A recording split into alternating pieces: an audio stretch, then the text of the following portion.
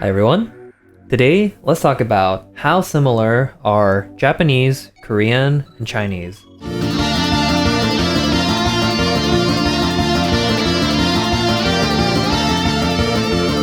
So, first of all, to start off, for people that don't really know much about these languages, they are not actually related to each other. Like, they're not in the same language family. And a lot of people don't know this. Chinese is in its own Sinitic or like Chinese language family. Japanese is in its one Japonic language family. And then you got Korean, which is in its own Koreanic language family. And there's a theory that all these languages did at some point relate to each other, or they were somewhat mutually intelligible. They did at some point come from the same ancestor language. And this is called the Altaic language theory, or the Altaic language family. And this was believed from 1890 something until the 1960s. And then people found out that there is actually zero evidence. There's no substantial evidence whatsoever that these languages are involved. The language family also included Mongolian languages and Turkic languages, but they are not related as far as we know today. But it gets more interesting because Chinese, Japanese, and Korean are somewhat similar. Obviously, if you've been paying attention in history class, you will know that China has influenced most of the East, most of Asia. They've given out their Hanzi to a lot of different countries, and some countries have chosen to keep using them, like Japan. Other countries have chosen to mostly abolish its use in form of a phonetic syllabary, like Korea. But there are still some similarities here and there. First of all, out of these three languages, I have to say that Chinese is the odd one out. Chinese, modern Chinese, is a tonal language, which means that the way you intonate a syllable changes the whole meaning of the whole word. And in Chinese, or Mandarin Chinese, you have 4 tones. If we take the syllable ma as an example, that is ma, ma, ma, ma. So depending on how you intonate ma, it can mean totally different things. For example, ma means mother, ma means hemp, ma means horse, and ma means to scold someone. And for people that don't really have much experience with tonal languages, that is quite a difficult concept to get into. So Chinese, out of these 3 languages, is the only one that has that. You have something called pitch accent in Japanese, which kind of also changes the meaning of a word depending on how you intonate the syllable, but it's not something that you really think about that much. And different dialects of Japanese have different stress. They have different pitch accent for the same words. So for example, in standard Tokyo dialect, you would say ame for rain and ame for candy. But in Kansai dialect, you would say ame for rain and ame for candy. Korean at some point was a tonal language too, but lost its tones at some point in history. Let's talk about what they all have in common, which is Chinese characters. Chinese today obviously uses Chinese characters. They're called Hanzi, and it literally just means Han character. Han referring to the Han people. And in Japanese, it's Kanji, which is literally the same, but with a sort of phonetical variation. In Korean, they call it Hanja, which is also the same. You can kind of see how the different languages are similar and whatnot in the way that the pronunciation is changed. Like in Korean, they say Han, in Chinese, they say Han, right? So they have an H sound, they have a H sound, but in Japanese, it's a K, kan instead. And for the last syllable, you can see that in Chinese, it's Z. And in Japanese and Korean, Japanese has a Z sound, but it doesn't have a Z before an E. It would always become a G instead. So Z to G makes sense. And Korean doesn't have a Z sound in the first place. So every time there's a Z sound anywhere, Korean usually has a J instead. Like for example, pizza is pija and zipper is jippo. So a very, very large amount of vocabulary in Japanese and Korean comes from Chinese characters. And what I mean by that is they come from compound words using these Chinese characters, where the word in Japanese or in Korean is how the Japanese people or how the Korean people would translate the Chinese sound phonetically to their own speech system. And also, they were usually modeled after Middle Chinese. So if you compare modern Japanese and Korean to modern Mandarin Chinese, it often doesn't sound that similar. If you compare modern Japanese Chinese vocabulary and modern Korean Chinese vocabulary, they are usually more similar. Or if you compare Taiwanese or Cantonese, they usually sound a tiny bit closer to the older Chinese pronunciation, which is what Japanese and Korean Chinese loanwords are derived from. An example of this could be the word for family, which in Mandarin Chinese is 家族. In Japanese and Korean, they sound different. In Japanese, it's kazoku, and in Korean, they say kajok. So you can see they're very similar. Like I said before, Korean does not have a z sound, so zoku to jok makes total sense. But then, if you compare it to Cantonese, they say kajok as well. In that case, you can see that Cantonese is similar to Korean and Japanese. So let's use another example. In Japanese, a promise is yaksoku. In Korean, they say yaksok. And in Mandarin Chinese, they say yue shu, which in this case is the odd one out because there's no consonant in the end. Yaku, soku, or yak, sok in Korean, right? But then if you compare it to Cantonese, in Cantonese they do say yue chok, so they have the syllable final consonants there. So when it comes to Chinese characters, China uses them all the time. They also have this system called pinyin, which is a way to phonetically write how to pronounce the Hanzi, the Chinese characters, in Latin letters. But that's only usually used by foreigners trying to learn Chinese. In Japan, they use Kanji, the Chinese characters, in addition to their own two syllabaries called Hiragana and Katakana. Hiragana and Katakana both contain the same amount of syllables. They all have the same sounds, but Katakana is usually used to write foreign words or make the sentence kind of pop out a tiny bit, make it look a bit fancy. And Hiragana is usually used for everything else. Like if you want to write some verb conjugation or any word that doesn't have a kanji, generally you write with Hiragana.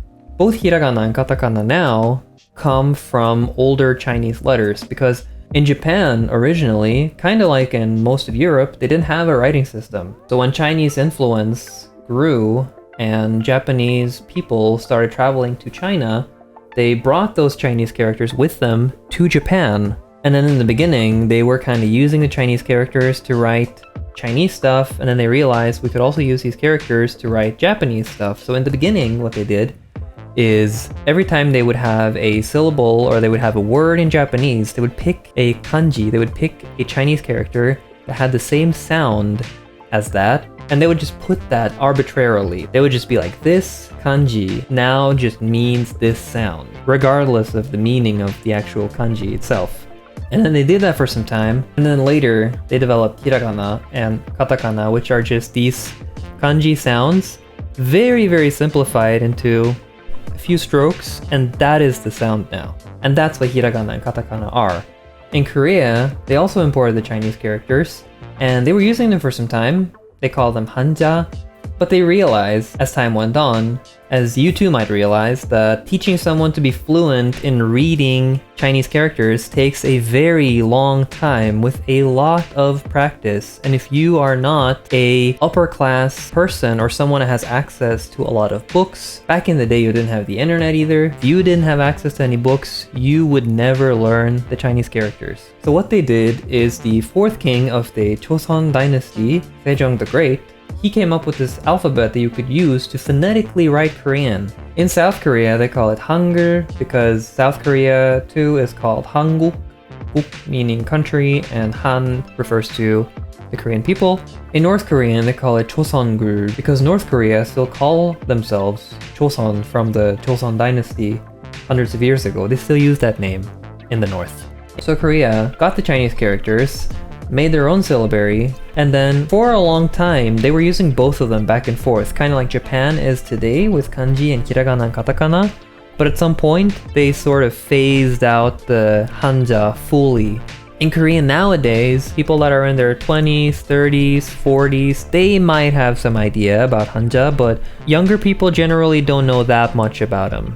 Another difference I want to talk about though, Japanese and Korean, how they adapted the hanja, how they started using the hanja or kanji. Because in Korean, when they have words that are not native Korean words, meaning Chinese original words adapted into Korean, they usually just took the Chinese sound and that's it. In Japan, on the other hand, they have their own words, but they write them with Chinese characters. So in Japanese, you could have a native Japanese word, for example, to eat, taberu, and the first part, the part that just means eating by itself, ta, that would get a Chinese character, and then the beru that conjugates taberu, tabeta, tabenakatta. That part is kept in hiragana. And then they put the kanji instead of the ta in hiragana. So they write the ta only with kanji. But ta is not how the Chinese character for eat is pronounced at all. In Mandarin Chinese, this letter is pronounced shi, and they don't actually use this in Mandarin Chinese nowadays. To eat, they would just say chi instead, which is a totally different letter, but they still have shi. But then, this is where Japanese gets really confusing. Japanese actually uses kanji for both native Japanese words and Chinese Japanese words. If there is a native Japanese word, you'll have something that does not sound like the Chinese version at all. And then if you have a word that originally came from Chinese but now has been adapted into Japanese, then it would use a pronunciation that is similar to Middle Chinese pronunciation. So in this case, that pronunciation is shoku, which is similar to how you say it in Korean, shik. So if you want to say cafeteria or restaurant with a Japanese word, that would be shokudo. And the shoku here is the eat kanji, and the do here means like a hall. In Korean, they also have this, it's called 식당. And they also have this for restaurant in Chinese, 食堂.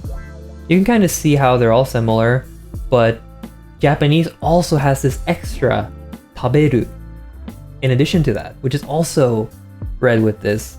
So when it comes to reading Chinese characters, reading hanja or reading hanzi is relatively hard, but being able to fluently read kanji, that's the top difficulty.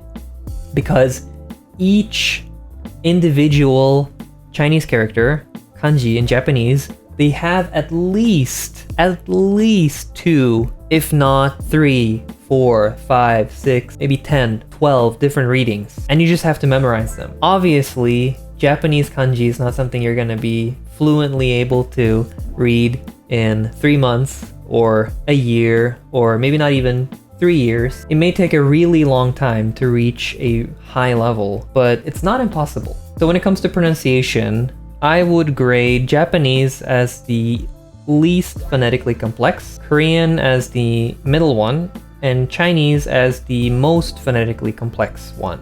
At least the one that's the hardest to pronounce for foreigners. Because in Chinese, they distinguish between a lot of sounds that we don't do in the West. They have this like chong versus chong, xi versus shi, ji versus zhi. And then you got the tones on top of that, of course. Japanese, on the other hand, which I think is the easier one, you literally have 5 vowels, a, I, U, E, O, and then you just put consonants before them. Ka, ki, ku, ke, ko, sa, shi, su, se, so, etc. Japanese doesn't have many consonant clusters like scratch or spray. Also, Japanese has a different sound for F.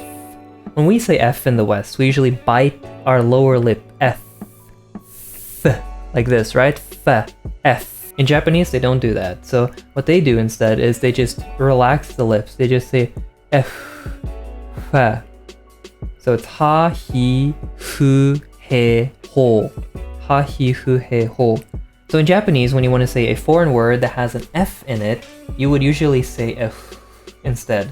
So like France is France, or free is fri. Facebook is Facebook. In Korean, what they do instead is they say pe, because pe and the Japanese f, they're very, very closely related to each other. Anatomically, they're made in the exact same spot in your mouth. The Japanese f is a fricative sound, which means that there is a friction in your mouth when you make the sound.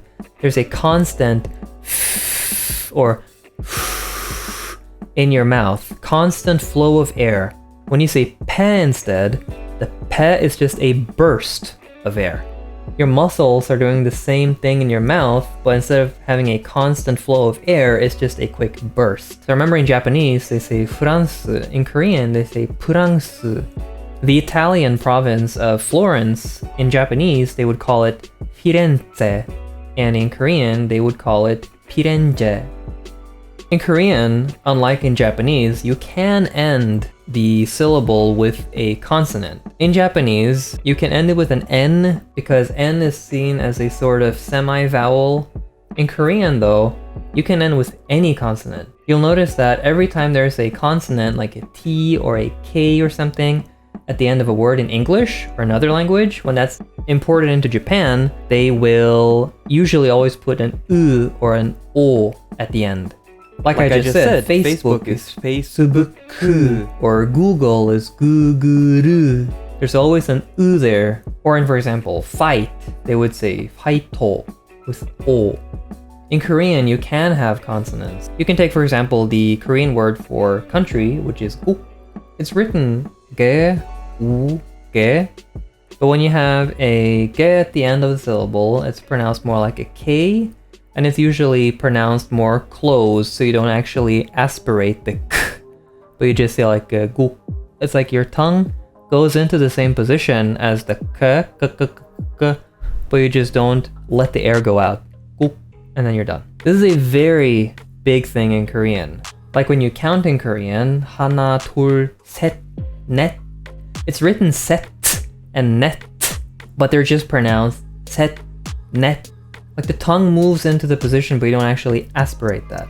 And also in Korean, you have the concept of tense consonants and aspirated and unaspirated consonants, which is kind of not really a thing in Japanese. You know, in Japanese, they would just have voiced and unvoiced, ta versus da, which is the same as we have in English, or pa and ba, or ka and ga. In Korean, what they do instead is, instead of having voiced and unvoiced consonants, they kind of just mostly use unvoiced ones, but they distinguish them with aspiration. Aspiration is when you add a kind of burst of air after the consonant. So the stereotypical example of this is when you say top versus stop, or pin versus spin. Because if you remove the S from the latter words I used there, it's spin and top, right? When you say top with the T by itself, you actually say te, up, or pin, you actually say pe, in, pin, top. So in Korean, what they do is they remove this in between there. So they would just say top and pin. This is used a lot in Romance languages like Spanish and Italian, you know, like dog in Spanish, it's not perro, it's perro. So Korean uses this too, and that kind of makes Korean, I would say, a bit harder pronunciation wise. And they have this tense consonant thing as well, which is kind of like just a glottal stop. It's like saying uh-oh. Like school in Korean is hakyo, or in Japanese it's gakko. They have this like tiny stop in between there. But that's pretty much it. Korean's not that bad when it comes to pronunciation. So let's talk about grammar to finish it off. Grammar-wise, Chinese is very similar to English. Chinese is also an SVO language, subject, verb, object. For example, I eat an apple. In Chinese, they do the same thing. You would say 我吃苹果. I eat apple, literally. You do have some rules that you have to put certain adjectives before this, time, prepositions and things come before this and this. But that's just kind of the same as English. It's a bit different than English, but English has the same thing, so it's not a difficult concept to get into, I would say, from a Western perspective. What is hard, on the other hand, is Japanese and Korean grammar, there's something called an SOV language, subject, object, verb. So you would say, I, apple, eat. To make it even more complicated, but kind of easier at the same time, in Japanese and Korean, you also have something called a particle system. The particle system in Japanese and Korean is sort of like a case system where you just put some word, some tiny syllable to just mark that this word has a certain grammatical function in the sentence. So for example, you can take the word for I in Japanese, watashi. You can say watashi wa means I'm the subject of the sentence. Watashi ga means I did something and you're pointing that I am the one that did that. You can say watashi no, it means my something else. Watashi ni, to me. Watashi kara, from me. Watashi made, up to me, etc., etc. In Korean, they would do the same thing. So you can take, for example, one of the words for I in Korean, cho. You can say 저는, which is literally the same as watashi. You can say 제가, which is literally the same as wata시가. In Chinese, the verbs don't really conjugate as much as they do in English. You usually could put some kind of part of the day, like is it tomorrow, is it next year, is it last year, and then you kind of know if it's future tense or past tense or whatever. In Japanese and Korean, you have this kind of complicated verb system where you conjugate everything into different tenses. You have like present form, you have a continuous present form, you have past tense, you have negatives on all of those, and then on top of that, what makes Japanese and Korean, both of them, really a lot more difficult is that you have all of that, but also times 2 or 3 or 4, because all of that can be said in either casual language, formal language, humble language, etc. There's so many different ways to show respect in Japanese and Korean. Either you are below the person you're speaking to, you're the same as the one you're speaking to, or maybe you feel like you guys are the same, but you want to put the other person even higher still. That would be a totally different way of speaking. So that's something Korean and Japanese have in common that Chinese doesn't have to the same extent. All in all, I would say that all three of them are really cool languages. They all have a lot of interesting history. And if you're interested in learning any of them, I would suggest to pick the one that has the most interesting culture. If you're really into anime, then go for Japanese. If you're really into K-pop, go for Korean. If you're more of a business person or you want to learn the history and culture of China, then Chinese is a language spoken by millions and millions of people. So that's it for the video. Differences between Japanese, Korean, and Chinese. If you have any questions, or you feel like there's anything I might have forgotten to mention, anything I forgot to talk about in the video, feel free to write in the comment section and I'll probably make a follow-up video on that. Don't forget to like, share, and subscribe, and I'll see you in the next one. またね, 안녕히 가세요, and 再见.